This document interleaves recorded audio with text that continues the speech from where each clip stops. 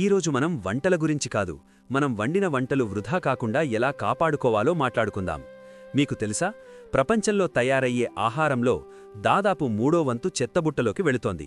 అంటే మనం కేవలం ఆహారాన్ని మాత్రమే కాదు, మన కష్టార్జితాన్ని, ఆ ఆహారం పండించడానికి రైతులు పడిన శ్రమను కూడా వృధా చేస్తున్నాం. ఈరోజు వీడియోలో మీ కిచెన్లో ఫుడ్ వేస్ట్ని జీరో చేసే అద్భుతమైన మరియు ప్రాక్టికల్ ఐడియాస్ గురించి తెలుసుకుందాం. ఈ వీడియో చివరి వరకు చూస్తే మీ ఇంట్లో రూపాయి కూడా వృధా కాదు.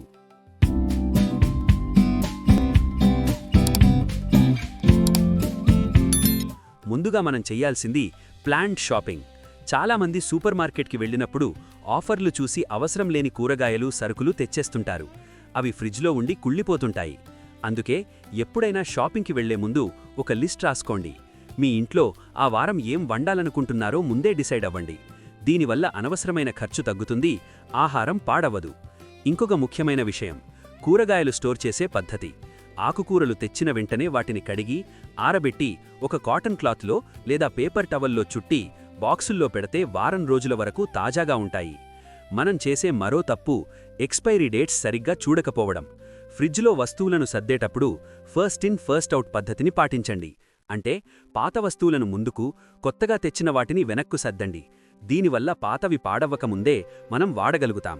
ఇక మిగిలిపోయిన అన్నం లేదా కూరల విషయానికొస్తే వాటిని మరుసటి రోజు కూడా కొత్త రుచితో రీసైకిల్ చేయవచ్చు.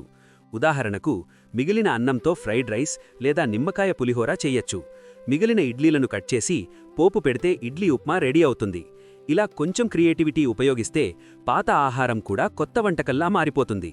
చాలామంది కూరగాయల పొట్టును, పండ్ల తొక్కలను పారేస్తుంటారు. కానీ మీకు తెలుసా, క్యారెట్, ముల్లంగి తొక్కల్లో కూడా ఎన్నో పోషకాలుంటాయి. వాటిని శుభ్రంగా కడిగి సూప్స్ చేయడానికి వాడచ్చు.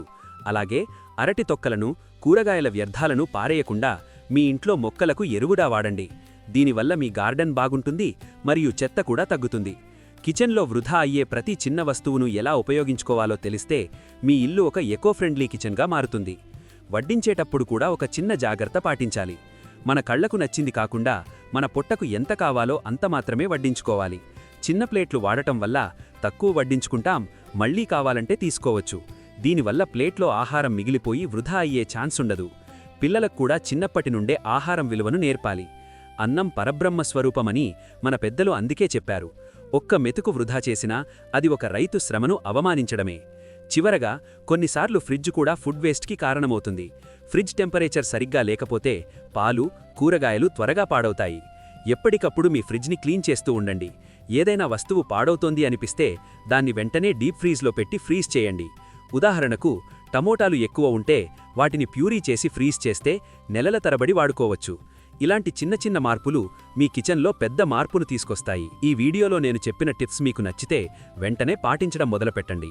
మీరు ఫుడ్ వేస్ట్ తగ్గించడానికి ఇంకేం చేస్తున్నారో కింద కామెంట్స్లో మాతో పంచుకోండి.